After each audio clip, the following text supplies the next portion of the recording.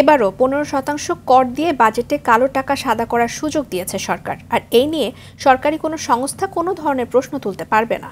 আর করমুক্ত আয়সীমা থাকছে আগের অঙ্কেই। 3.5 লাখ টাকায় করমুক্ত আয়ের সীমা নির্ধারণ করেছেন অর্থমন্ত্রী। আর সামাজিক নিরাপত্তা খাতে টাকার অঙ্ক বরাদ্দ বাড়লেও জিডিপির তুলনায় কমেছে। খান আলামিনের রিপোর্টে বিস্তারিত থাকছে।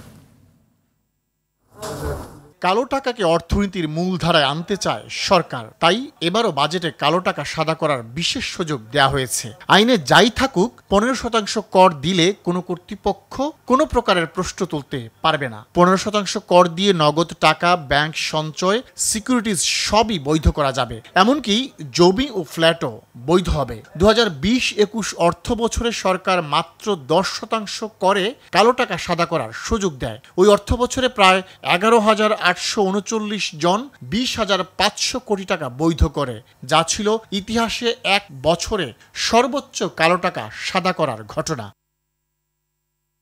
সাধারণ মানুষ মূল্যস্ফীতির চাপে পিষ্ট। এরপরও বাজেটে করমুক্ত আয়সীমা বাড়ছে না, থাকছে 3.5 লাখ টাকায়। নারী, প্রবীণ নাগরিক, শারীরিক প্রতিবন্ধী, তৃতীয় লিঙ্গের সদস্য এবং গেজেটেড যুদ্ধাহত মুক্তিযোদ্ধাদের জন্য করমুক্ত আয়ের সীমা একটু বেশি। এ সংখ্যা 4 থেকে 5 লাখ টাকা। 20 লক্ষ টাকার উপর প্রস্তাবিত কর হার 25%, অবশিষ্ট টাকার উপর প্রস্তাবিত কর হার 30%। এদিকে কোনো ভাতাভোগীরই টাকা বাড়ছে না বাজেটে। এতদিন গরিব, বয়স্ক, নারী পুরুষের ভাতা ছিল 600 টাকা, এবারও তা একই থাকছে। টাকার অঙ্কে সামাজিক নিরাপত্তা খাতে বরাদ্দ বাড়লেও জিডিপি বিবেচনায় কমছে। প্রস্তাবিত বাজেটে এ খাতে বরাদ্দ দেওয়া হয়েছে জিডিপির 2.42%, অথচ চলতি অর্থ বছরে বরাদ্দ ছিল 2.52%। বাজেটের সামাজিক নিরাপত্তা খাতে মোট বরাদ্দ রাখা হয়েছে 1,33,272 কোটি টাকা।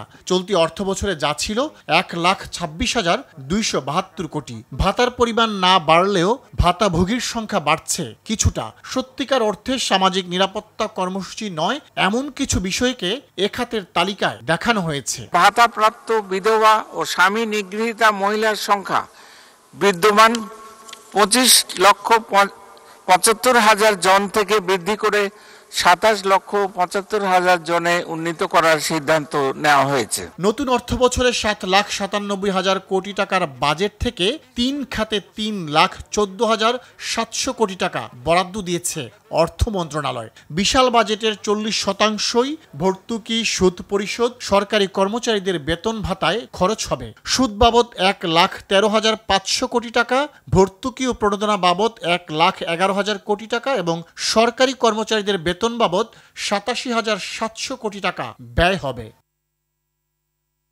খান আলামিন, RTV, ঢাকা।